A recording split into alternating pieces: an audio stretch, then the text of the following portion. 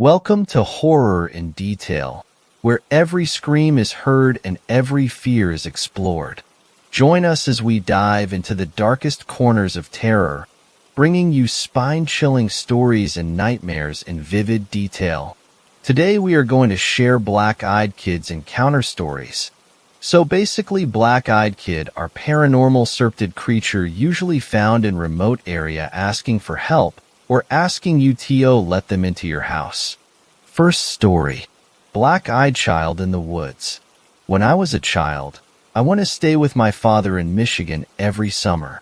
My mother and I lived in Ohio, but since she had to work during the summer and my dad worked from home, I would live with him for a couple of months until school started up again. Looking back, it was kind of an inconvenience for my dad, but he never seemed to mind and always enjoyed spending time with me. So one summer my dad picked me up and we began our journey up to Sault Ste. Marie, a pretty small city in Michigan. We finally arrived after about a 5-hour drive. My father lived in a very small cabin-like house that was relatively secluded. He didn't have any neighbors close by. My dad was tired from driving and told me he was going to lie down for a while. I had dozed off in the car for a few hours, so I was wide awake at this point. So I decided to walk over to the woods on the other side of the house. It was still light outside and I knew those woods like the back of my hand, so I wasn't worried about getting lost.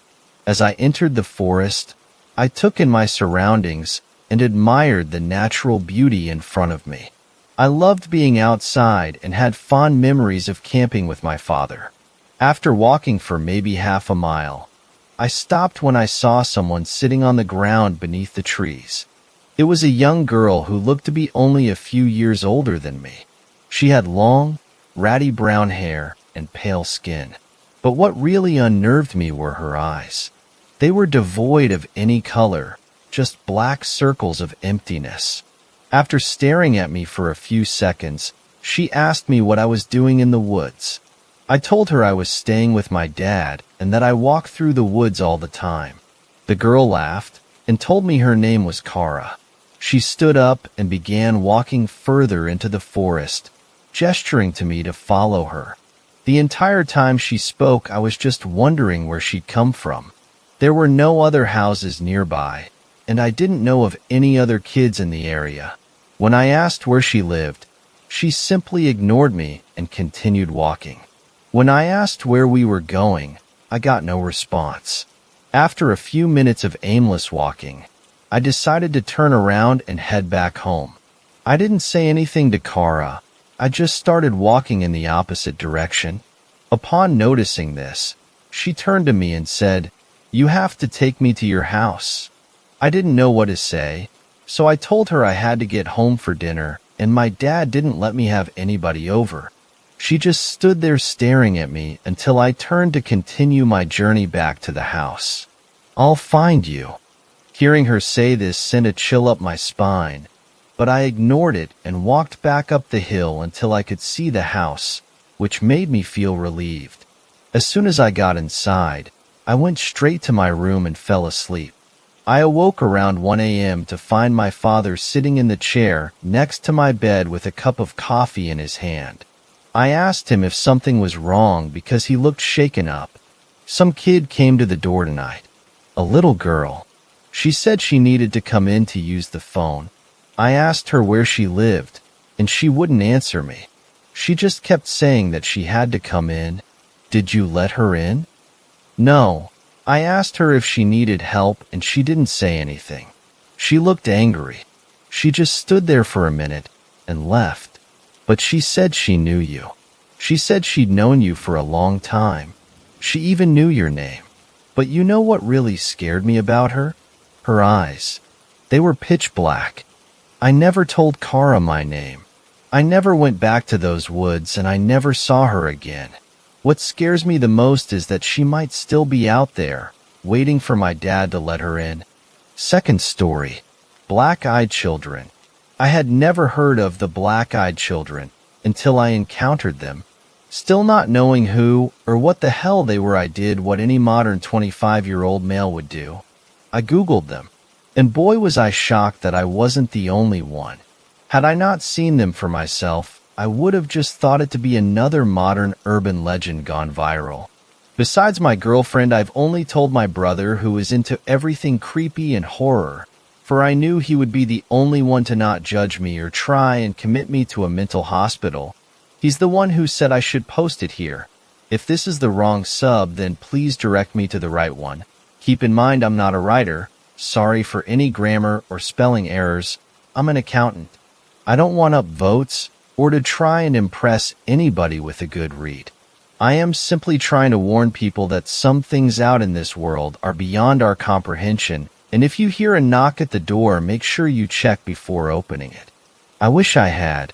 Here's my story.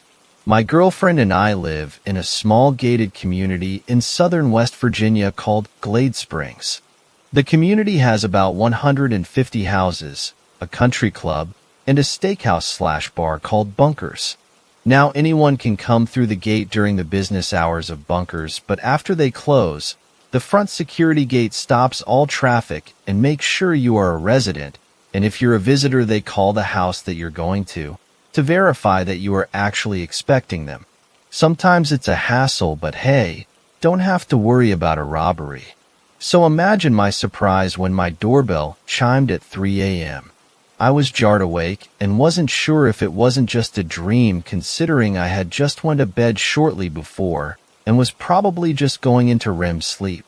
I rolled over and looked at the clock, noticing the time, and when my doorbell chimed again, I felt a cold chill run through my body. Not reading too much into it. It could be one of my neighbors has an emergency, right? I nonchalantly made my way to the door. Now I see how foolish I really was, and opened it. Luckily, the wrought iron storm door was still locked because who or what stood before me was not a resident of the community. Two young boys stood at my doorstep, one looking about 17 and another looking about 10, wearing dark hooded sweatshirts and jeans. The young one had shaggy, dirty blonde hair and would only look down at the stone steps, and the older one had his hood pulled and his head tipped to where I could only see from half his nose down. My voice caught in my throat, and before I could even ask what they wanted, the older one spoke. His voice sounded forced and dry. There was no emotion or sincerity of what he said. "I'm sorry to bother you and your girlfriend, but we need to come in and use your phone. We've been in an accident." I felt the familiar chill return to my whole body. How did he know my girlfriend was here? I wrote it off as my Tahoe and her VW was in the driveway, and I figured they just assumed. I tripped over my words. Something about these kids wasn't right, wasn't normal, wasn't human. I can bring you my cell phone and you can call. I don't get service inside here, so you have to stand on the sidewalk to call. I finally said nervously. Of course I was lying through my clenched teeth. I did not want these kids in my house. "Well, my brother really needs to use your bathroom, Kane. We have to come in," the older one said. And that's when I went into complete a panic. He knew my name. "I'm sorry. Are you from here? How did you know my name?" The words practically shook out of my mouth. That's when he became slightly hostile and demanded to be let inside. And I told them I was sorry, but I couldn't help them, and just as I was about to close the main door is when it happened. The both of them snapped their heads upwards and looked me straight in the eyes. Black. No iris, no pupil, no retina, just pure deep black. I was paralyzed with fear.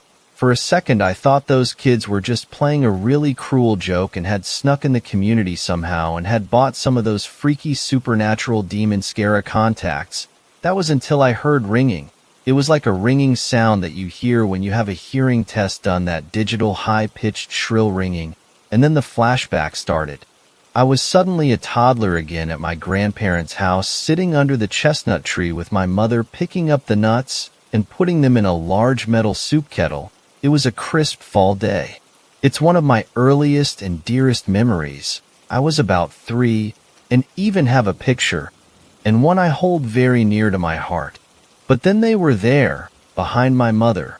We locked eyes, their eyes still black as night, and suddenly they smiled simultaneously. That's when everything went black. The next thing I knew, I was shaken awake, lying in the mudroom floor. My girlfriend standing over me with a worried look. "What the hell, Kane?" she asked.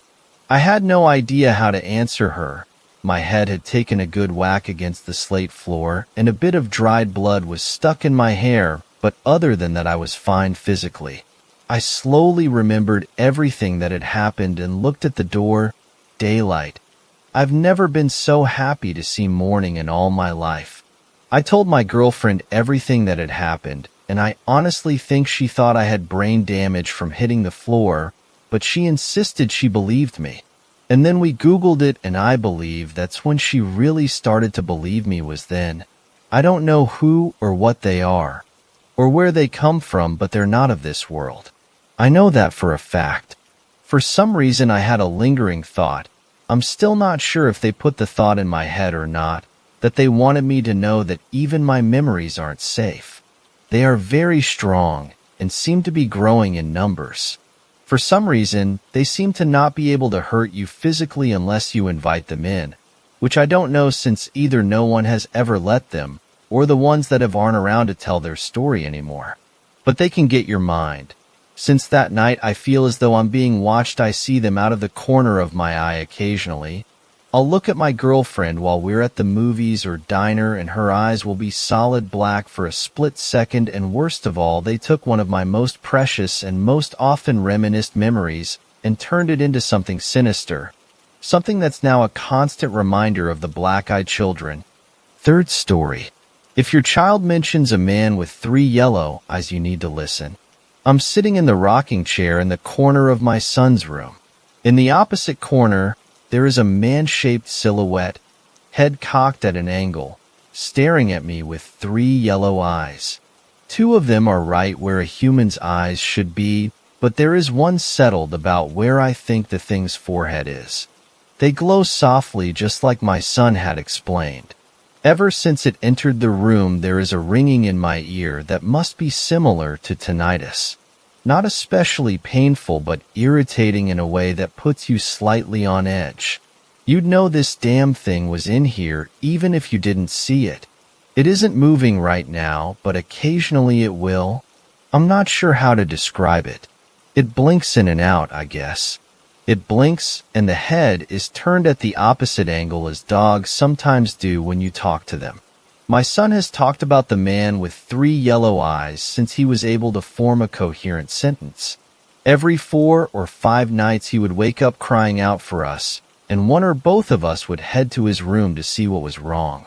We always turned on the hallway light to illuminate our way into his room, since the floor was often a minefield of scattered toys placed in just such a way to puncture the foot of a groggy adult.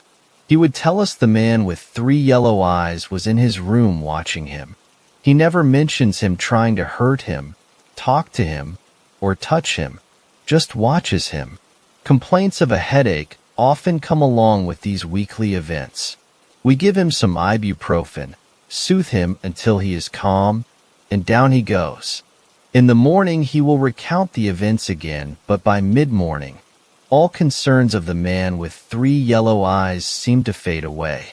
At age 3, our son was still having his weekly occurrences of the man with 3 yellow eyes. It was summer break, and my wife, a school teacher, mentioned that she wanted to go visit her parents in another state, and I recommended it.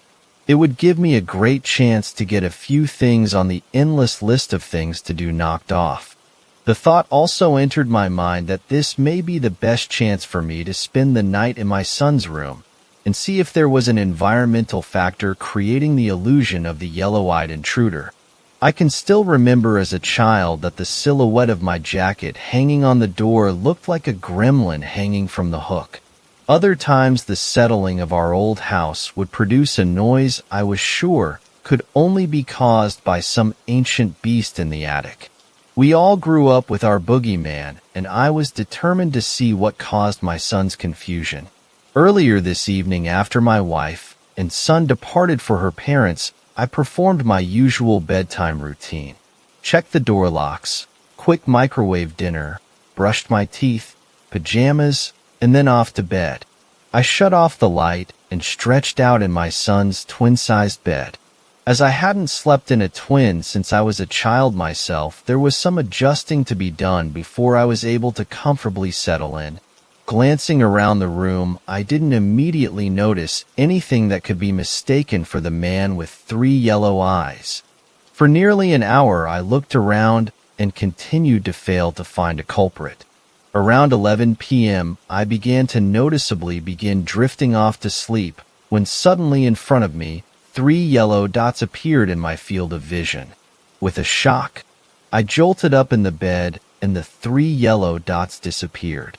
For a few minutes, I sat breathing heavily and laughing internally for letting myself get wrapped up in this boogeyman hunt. After I had calmed back down, I put my head back on the pillow and the 3 yellow dots slowly reappeared. Without the fog of sleep, I could see that the security light at the back of the house was able to make its way through 3 holes in the window blinds.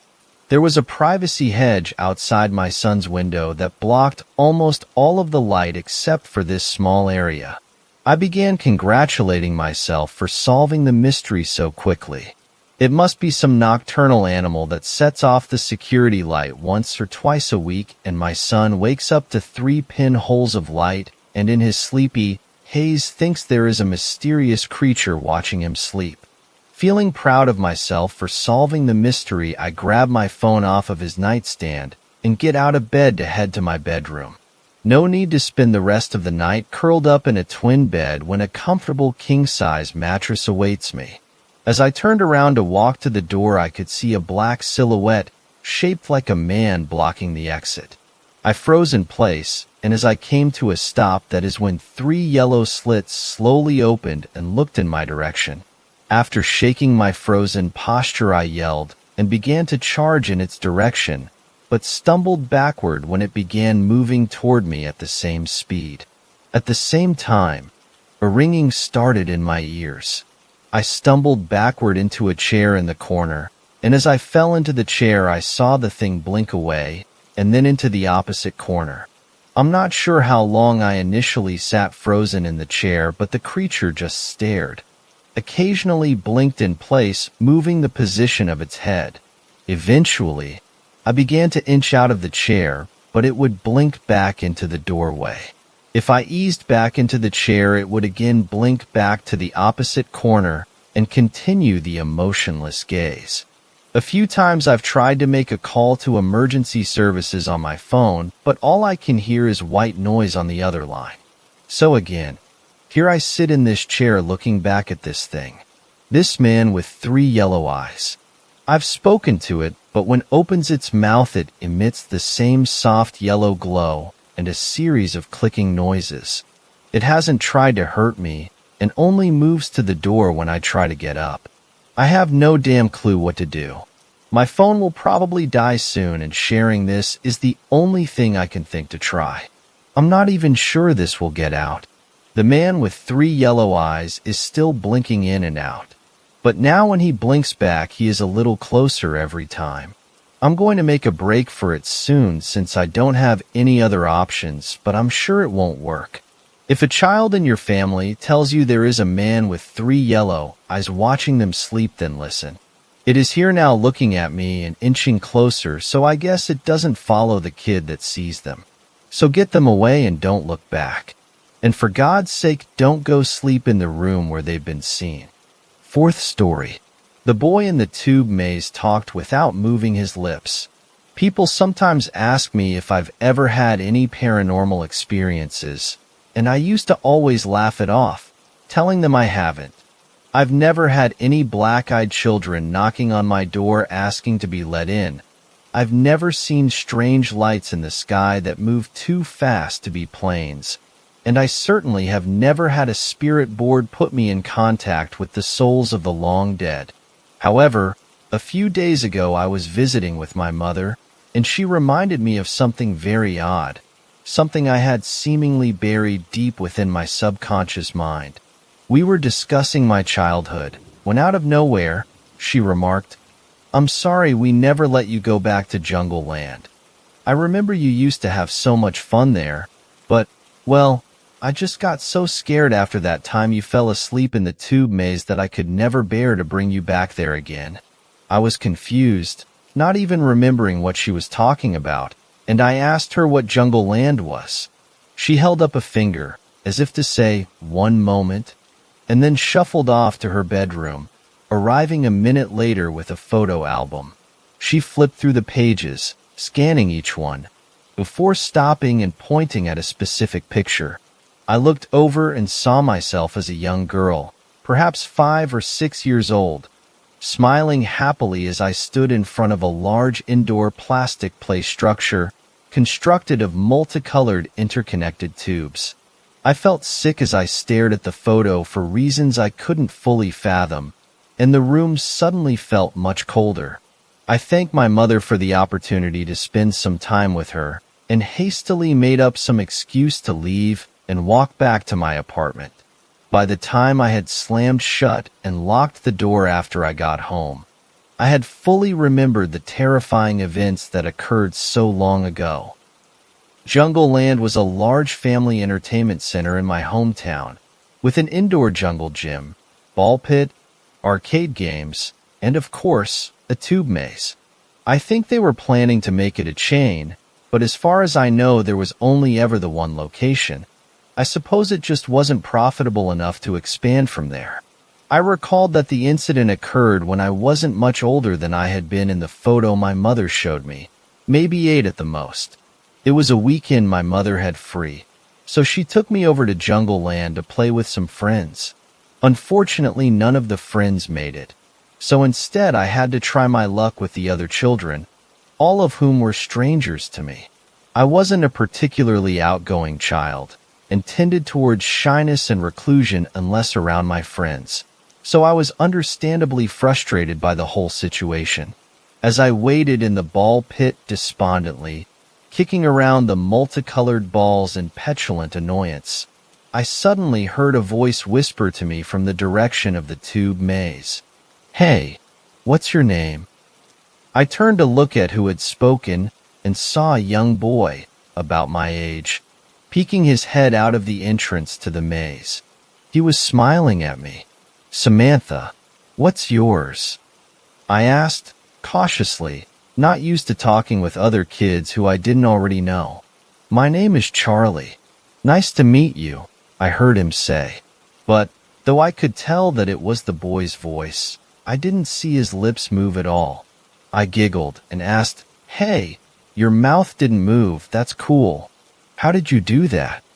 I heard the boy's voice again, saying, "It's a magic trick. If you want, I can teach you how, but you have to follow me." He gestured for me to follow him into the tube maze. Excited to have a new friend and learn the magic trick, I eagerly followed him, quickly forgetting the sadness I felt only moments before. Childhood moods pass quickly, I suppose. I followed close behind my newfound friend at first, but as he continued climbing and crawling his way through the maze, I found myself falling behind. I've never been a particularly athletic person, and even as a young girl this still held true.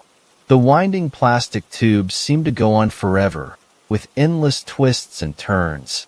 The smell of plastic was thick in the stale air, and I felt a little bit claustrophobic. Despite how busy the place seemed only minutes before, we didn't come across any other children as I followed Charlie deeper into the maze. After maybe 15 minutes, I started to feel uneasy. "Are we almost there?"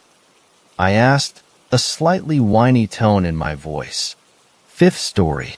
The Black-Eyed Child. I know you've heard of the myth, the black-eyed children, right? I used to spend hours researching them and watching YouTube videos about them. Hell, there was even a thread on here at one point. The concept consumed me, and I was hooked at the very thought of meeting a black-eyed child. The clock struck midnight, and I was still watching TV. My dog Luna was curled up by the front door, hoping we were going to bed any minute so we could snuggle under the covers. I stretched and stood up. "Come on, girl," I shouted, Go out in the garden before bed. Luna jumped up, wagging her tail, and headed to the door. I let her out and put the kettle on boil. I was going to make a green tea to take to bed with me. It always helped me sleep. There was a knock on the door, loud enough to startle me. Who the hell was knocking at the door at this time of night? I wrapped my dressing gown around me and headed to see who it was, to give them a piece of my mind. I looked through the peephole to see a little boy stood there with his face pointing towards the floor. He was dressed in older-style clothing. But this wasn't unusual, as the people in my neighborhood are quite odd. "Can I help you?" I muttered. No reply. "It's a bit late for you to be out without your parents, isn't it?" Something about the posture of this boy was inhuman. He made me feel uneasy, and I was grateful I was only looking through the peephole and not face to face with him. I felt safe behind my door. I could hear Luna barking to come in, but I didn't want to take my eyes off this little boy. "I need to use your phone," he whispered. I could hardly hear him. "Can I come in?" When I heard them lines, I felt the hairs stand on the back of my neck. I'd never felt this uneasy before. I felt myself reaching for the door, like a compulsion. I had to physically pull my own hand back from the latch. "What's your mum's number, honey?" "They'll call her," I said, trying to sound as calm as possible, when really I was shitting my pants, and that's when he looked up. I felt like death had kissed me and taken me for one of his own. Where his eyes should have been were deep, dark pupils, like a night sky with no stars, just darkness. My throat went dry. I started to tremble. This is it, I thought. It's a black-eyed child. I have no idea where to go from here. I have no idea what to do or say. The stories I read never give much information about the black-eyed children, just to not let them in. I backed off from the door, and that's when the knocking started again. Knock, knock, knock. "Let me in," he demanded. "My mum will be worried, miss." He started to wail. I could feel my heart breaking. I don't know why. He isn't real, is he? He isn't human, right? This can't be real. I was pacing the corridor, too scared to let the front door out of my sight. I could still see his little silhouette behind the door. I tried to think rationally, but all I could do was panic. I could call the police, but what would they do? In this neighborhood, they could take ages to get here. I could let him in, but he isn't human. This wouldn't be the best thing to do, would it? What if he really is a little boy wanting his mom, and he just has really dark eyes? Am I depriving a child of finding his mom because of a silly story I read on the internet?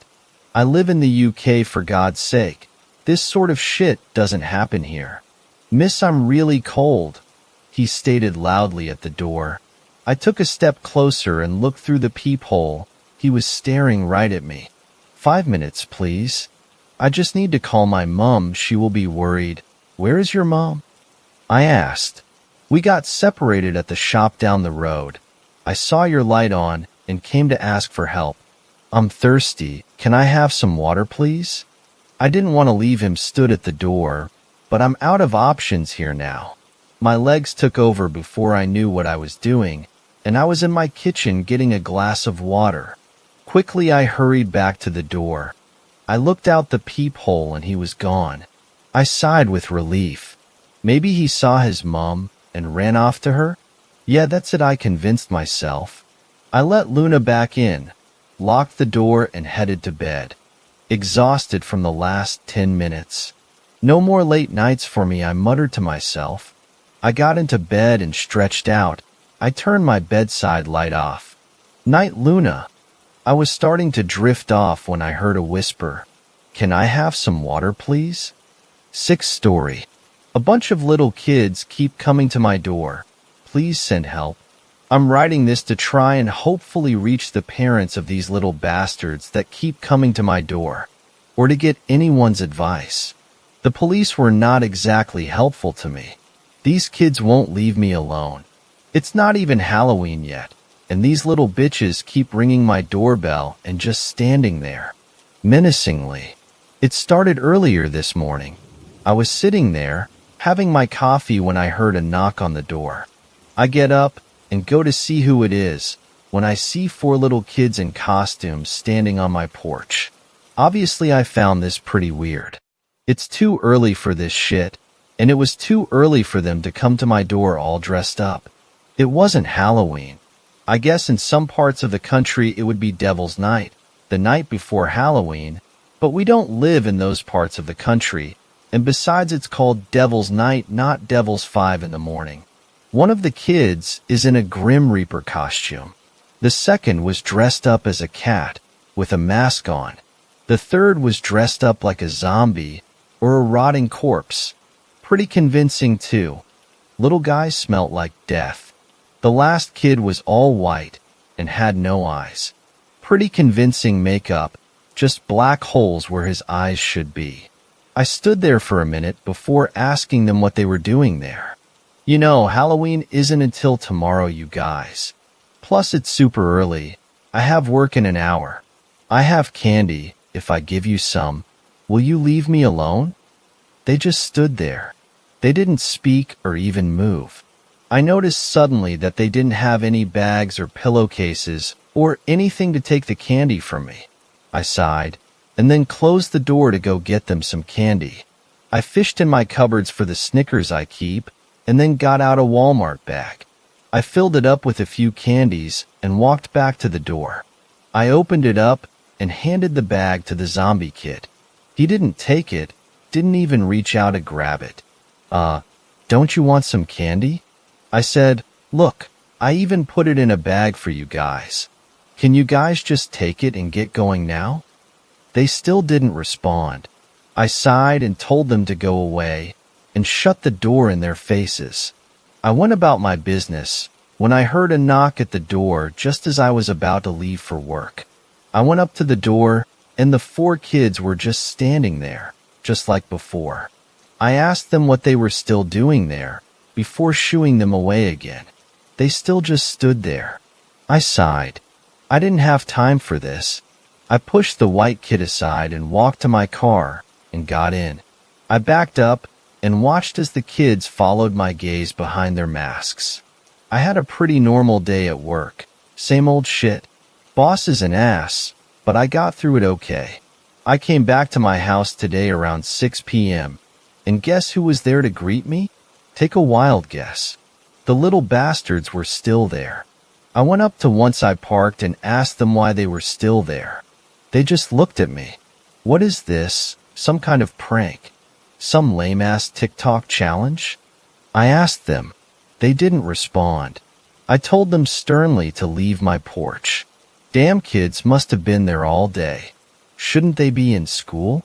Today is a Monday after all. I get into my house, and I forget all about the little demons when I hear a knock at my door. I decide, you know what? I'm gonna ignore it. Little bitches don't want full-size Snickers, and clearly they're here for the tricks and not the treats, so they aren't gonna get any more time from me. I ignored them pretty well at first, but they kept knocking. I shouted at them to leave me alone. I was able to get into a show on Netflix, but then they started knocking on my windows. I put my hands to my ears and said, "La la la, I can't hear you." But boy, they were persistent. They knocked on the side of my house. They even phased through my walls somehow and knocked on my bathroom door while I was taking a shit. They have been at this for several hours, and around 9:30 p.m. I finally gave in at one to the porch. I saw them. Those 4 little costumed freaks just standing there like before. I screamed at them to get off my porch, or I was calling the cops. They just stood there looking at me. I turned one kid around and kicked him straight in his butt. He flew into the street.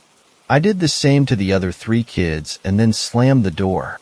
Hopefully these little irritating shits would leave me alone. But no, they knocked not 5 minutes later.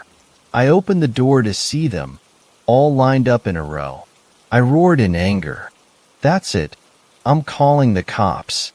I called 911 and the dispatcher came on. This is 911. What is your emergency? Yes, hello.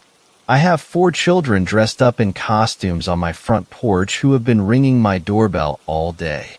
They won't leave, no matter what I do or say to them. Can you make them go away? What? You heard me. There are 4 children at my front porch, and they keep knocking and won't leave.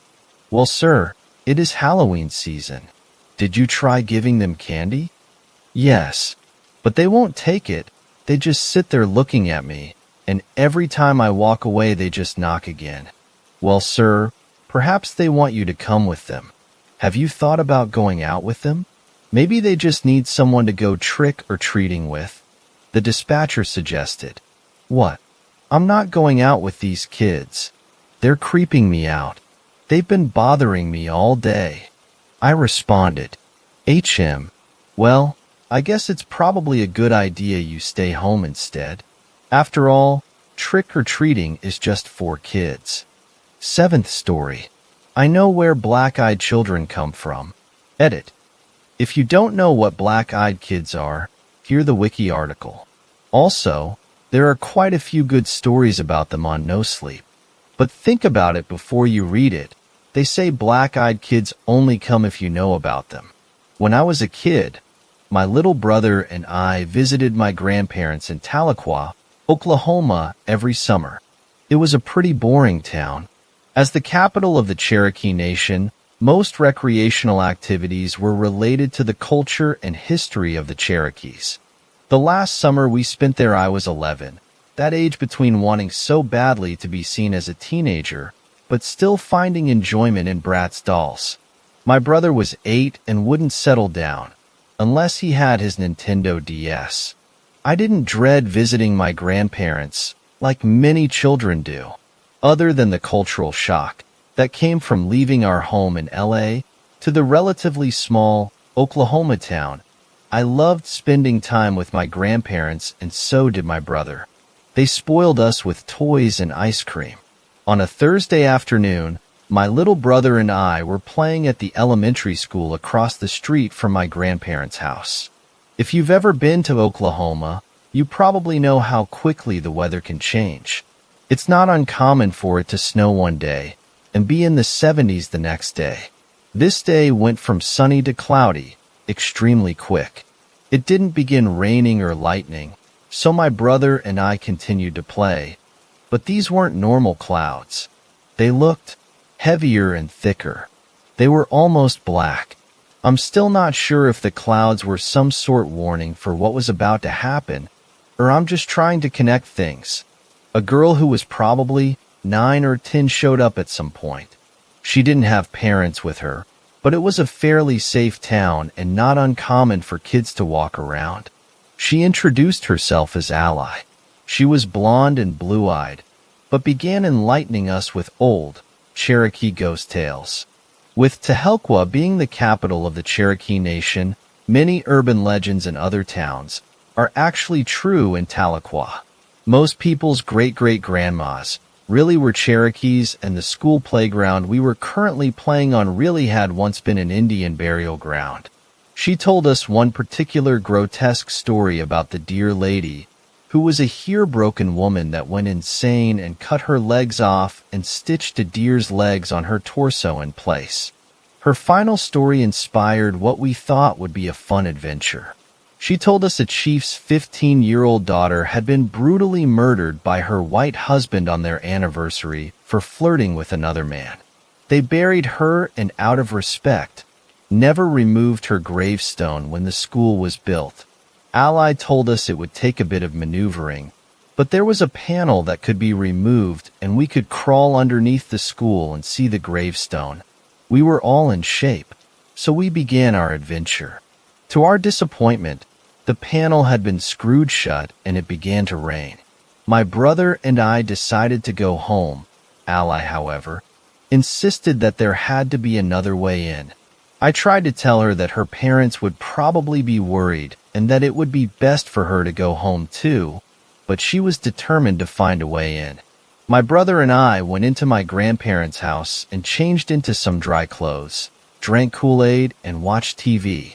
While my brother and grandparents were watching The Fairly Odd Parents, I noticed I could still see Ally, drenched in rain, trying to find a way underneath the school from the living room window. Eventually, she did. I watched her crawl in, but I never saw her crawl out. We sat through an entire episode of The Fairly Odd Parents and half an episode Drake and Josh, so it had to have been 45 minutes. That night, I had trouble sleeping. I told myself she had to have come out a different way, or maybe she came out when I wasn't looking and finally drifted off. The next morning I woke up refreshed. I was certain Ally had found a way out. My grandparents took us to the carnival and to Brahms, the local ice cream shop. It was 6 o'clock in the evening when we got home, and my grandma began cooking supper, while my grandpa took a nap. My brother and I were kids, though, and still had lots of energy left. So, we went across the street to play some more, and our grandma told she would call us when supper was ready. I told my little brother that I had seen Ally go underneath the school and asked him if he was up for an adventure. He agreed, and I went to the panel that I saw Ally loosen. I loosened and crawled underneath the school, and my brother followed.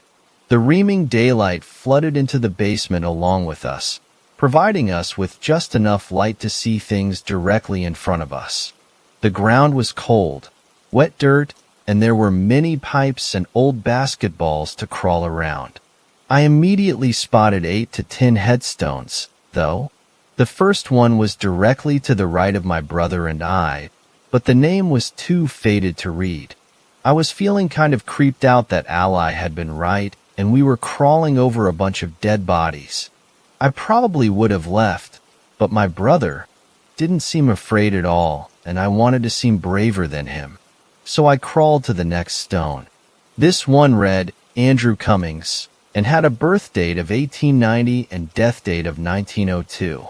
There was one to the left of it that read Allison Cummings and had a birth date of 1893 and death date of 1902. Also, this freaked me out even more and made me think of Ally, who had the same name and looked about the same age as the dead girl several feet below me. My brother suddenly shouted, "Look, something in the corner just moved." Before I could tell him that we should leave immediately, he shoved me out of the way, began crawling incredibly fast to the corner furthest from us. I could clearly see a couple of large figures moving, but couldn't make out much else. "They're probably just dogs, let's go," I told him, but as he crawled, I crawled right behind him, getting closer and closer to the larger figures that began to look more and more like silhouettes of 3 people sitting against a wall, all with their knees to their chest. When they came into clear view, my brother turned around and crawled underneath me. I held him close to my chest. We were bothered terrified. The first girl was clearly Ally, except she didn't look as lively as she had looked yesterday. She wasn't smiling and her hair was stringy. Next to her was a boy who looked close in age to me and had no hair at all. He wasn't smiling either. Then there was girl who looked more normal than Ally or the boy. Her skin was dark and her hair was so long it bunched up at the ground. She looked like she was about 16, but her facial expression was the scariest. It was one of absolute despair. The scariest part about all of them, those, was their eyes. I could see my brother's eyes glowing, but none of their eyes glowed. It didn't even really look like they had eyes, just pits of darkness. Ally smiled and said, "Thank God. You guys came." The other 2 laughed. "Yeah, well, we're going to be leaving now," I said, trying my hardest to sound casual and not scared. All 3 laughed, and the other girl spoke up, "No, you're not." Her voice had a confidence that mine didn't. I pushed my brother in the direction we came in, and he began quickly crawling away. I heard my grandma calling out to us and called out to her to help us. All 3 of them suddenly stopped laughing. Ally suddenly looked scared. She said, "Leave right now and never tell a soul. You saw us? You got lucky." We didn't have to be told twice and quickly crawled out. At dinner that night, my brother and I chalked up our silence to it having been a long day and us being tired. We never played at the playground across the street again and rarely talked about the incident. 5 months after we left, my grandparents were murdered in their own home. A neighbor had said she had seen my grandma let 3 children into their home the day of their murder. A bald boy, a blonde girl, and a dark-haired girl. Cops were never able to find any leads, and the case was eventually closed. Neither my brother nor I plan to visit Tahlequah or even Oklahoma ever again, but I know that it doesn't matter. I'm certain that one day they'll show up on my step too. I know I'll tell them to go away, and I can only hope that will be enough. 8th story. I found a man who claims he let the black-eyed children into his home.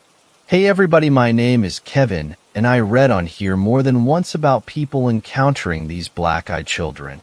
I personally find it creepy as fuck and pray to God I never encounter such evil. It would be terrifying.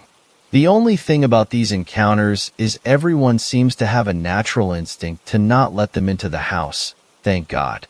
So I've been curious as to what exactly happens if you do let them in. Well, I was visiting my girlfriend's, Mandy, great aunt in a psychiatric ward, and overheard a man mumbling about children with black eyes and that no one listens to him. Immediately my head snapped his way, and he caught my attention, so went over and had a little chat with him as they were all eating lunch. I'll do my best to retell the story he told me word for word. As I said, Mandy and I were at the psychiatric ward when I first heard the man. He was sitting at the next table, and I could hear him mumbling to himself while picking at his arms. He looked as if he was drugged pretty heavily, so I guess there is no way of knowing how true his story is. I'm just going to repeat what he told me. Excuse me, sir? Did you say something about children with black eyes? I leaned over and asked him quietly. His head snapped straight towards me, and he stared at me intently. He was probably around 65 years old, and the years were not good to him. He had huge bags under his eyes. There were dark spots covering his face and arms. His hair a clumpy ratted mess with knots sticking out everywhere. The only thing kept up on him was his lack of beard. Honestly, with his overall mess of an appearance, it looked strange how his face was so cleanly shaven. Who are you, boy? He asked, snapping me from my judgmental trance. My name is Kevin, and I thought I heard you mumbling something about black-eyed children? I asked again. Yes, I suppose I didn't I?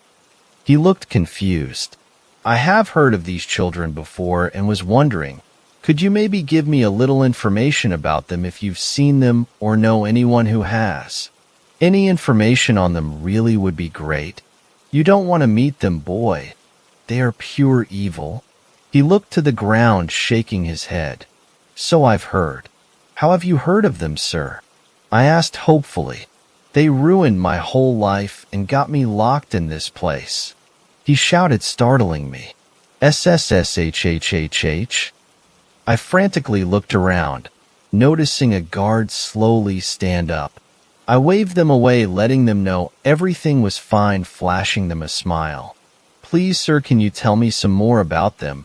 I want to know what to do if I ever encounter them. I pleaded. That's very simple, boy. Never let them in. No matter how distressed or nice they seem, never let them in. He said with a lowered voice. Well, do you know what happens if you do? I asked, raising an eyebrow. Son, I made the horrible choice of letting those demons in my home back in 1992. A tear rolled down his cheek. Holy shit. I finally found someone claiming to have let one of those kids in, and he's alive. This could be my only chance to find out what happens. I had to hear his story. Please, sir, will you tell me exactly what happened? He looked at me for a few seconds, then around the room. He looked incredibly nervous, like someone was going to come after him if he told me. After what felt like an eternity, he finally looked me in the eyes and slowly shook his head yes. This is the point where I will stop telling the story like a conversation. I'll just tell what he told me to save time and a lot of typing. It was November 19th, 1992. I was watching television downstairs while my wife, Helen, was asleep upstairs, as was my two children, Mary and Bradley. I was watching an old horror movie called The Evil Dead. It was probably around 1:30 a.m., and after the movie I planned on going upstairs to bed. All of a sudden I heard someone pounding on my front door. Who the fuck? I remember getting pretty angry because who in the hell would be pounding on my goddamn door at 1:30 in the fucking morning? So pretty pissed off, I stormed to the front door and yanked it open, ready to yell at whoever was ignorant enough to disturb my night. When I looked out, it was two children, a boy probably around 8 years old and a girl 11 or 12. They both had their heads hung down looking at their feet. That's also when I noticed they were out in bare feet. Now this is mid-November in Michigan, so anybody that doesn't know, it's fucking cold. What the hell are you kids doing wandering around pounding on people's doors in the middle of the night? In bare feet? I hollered. Them kids never did look up or anything, they just sat there. It sounded like the boy was crying softly. Well, I demanded. Please, sir, we're cold, the girl said quietly, still looking at her feet. That's also when I noticed their feet weren't even red or anything, like they wasn't cold or nothing. Well, no shit. You walking around in middle of November in bare fucking feet. I was shocked and pissed off, so I wasn't the nicest person at that moment. Can we please come in? We're so cold, the little boy begged. They never did look up at me, and I never saw them black eyes. All right, yes, but you call your parents and have them come pick you up, understand? I said sternly. They both just shook their heads that they understood. Then they slowly walked past me into my home. This was when my life would change forever, and I would live the most frightening half hour of my life. That's all it took, them damn kids. Once they got inside, I quickly walked past them and went straight for my phone. It was around the corner in the kitchen, so I had to leave him out of sight for a minute. I grabbed it and quickly walked back to where I left them. Only, they were gone. I looked around and couldn't find them anywhere. Kids? Where the hell did you go? I shouted. It was at this point I realized just how quiet the house was. I could have swore I left that television on, but yet, silence. It was an eerie quiet. Now I was a grown-ass man, and at that moment, for some odd reason, I felt fear. It was the feeling, I guess, I can only describe as that there was pure evil in this house, and I was its prey. Hello? I called out one more time. I once again was met with dead silence, so I decided I was gonna go and look for him. I tiptoed through the kitchen into the living room, and just as I got by the couch, I heard the first scream. It was coming from upstairs from one of the bedrooms. I never ran so fast in my life, all the while shouting my wife's name and then my kids. I knew that they were in danger, but in that moment, I wasn't thinking anything about them damn kids. I was just thinking about helping my family. I got to my wife's room first, and I'll never forget what I saw that night. It'll be burned into my brain forever. When I opened the door, I saw my wife laying face down on the floor. There was blood everywhere. I ran over to here, but as soon as I got next to her, something pulled her under the bed from her feet. What the fuck? I shouted as I jumped back and landed on my ass. I heard crunching and snapping as her bones snapped repeatedly, and I could hear chunks of flesh being torn from her body. I ran as fast as I could and dove on the ground, yanking up the bed sheets to try and, I don't know, save her, I guess, even though I knew it was far too late. When I pulled the sheets up, she was completely unrecognizable. Her legs bent in weird positions with huge chunks of her meat just gone. Her face was twisted in an expression of pure agony and pain. Helen! I shouted, cried my eyes out. I was so upset I almost missed it at first. It was a pair of feet on the opposite side of the bed. My heart hit my chest with a force it never had before. I didn't even have time to react as those feet moved inhumanly fast straight out of my room towards the hall. I looked up and just caught a shadow running to where my kids lay sleeping. "No!" I shouted as loud as I could, jumping up, racing after them. I was too late, though. The door slammed shut and I couldn't budge it. I screamed at the top of my lungs for them to open the door, but they wasn't having it, and there was no way I was getting this door open. So I quickly ran downstairs and called the police and tell them to get out here quick. A scream shattered through my body as I heard my own damn children facing the same fate as my beloved wife, and there was nothing I could do to stop it. I was hysterically crying as I ran back up the stairs to keep ramming the door. It was pointless. There had to be something against the door because it wasn't even close to giving in. Then after a minute, I heard complete silence again, and I knew my babies were gone.